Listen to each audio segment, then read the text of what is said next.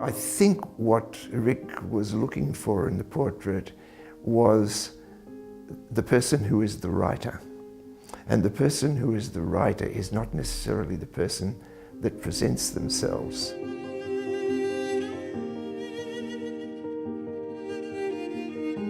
When you're a writer, you have to discover how your own imagination works and how you can recreate on the page something that will stir the reader's imagination in the same way. He chose to represent a person that he saw as being inward rather than expressing what's really going on there in some kind of outward or theatrical or flamboyant gesture.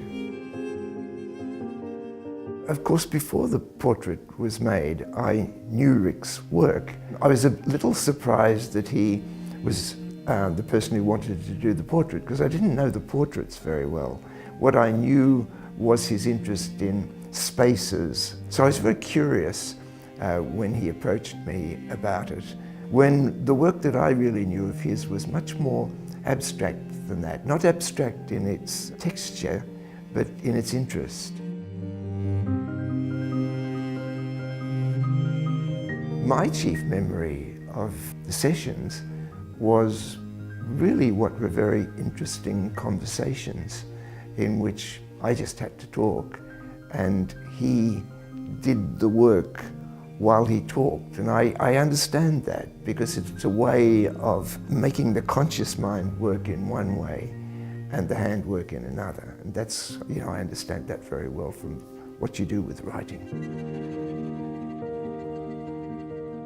I didn't see the painting then until it was exhibited in Sydney, which happened to be at Sherman's gallery. I was surprised that it was smaller than I thought the picture had been that he was working on. And I was also very surprised by its quietness. Where it demands attention is that if you are actually to see what's going on in it, you have to come quite close and you have to engage with it in a very quiet and personal way. That's the point at which you actually see that there's so much more going on that canvas.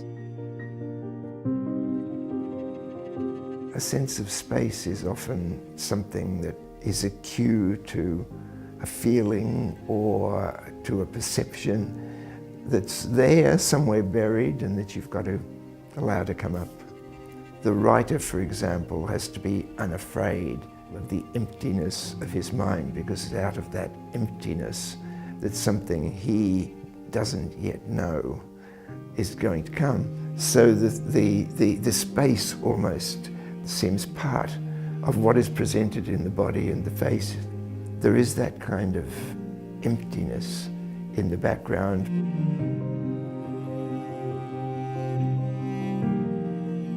If you're looking for some of those clues that you get in conventional portraits of the social world or the social status or the interests of the sitter, those are deliberately taken away. So he was looking behind the sociable gesture or the sociable person for, I think, the person who does the writing, and he lets the his inward vision work to create the portrait.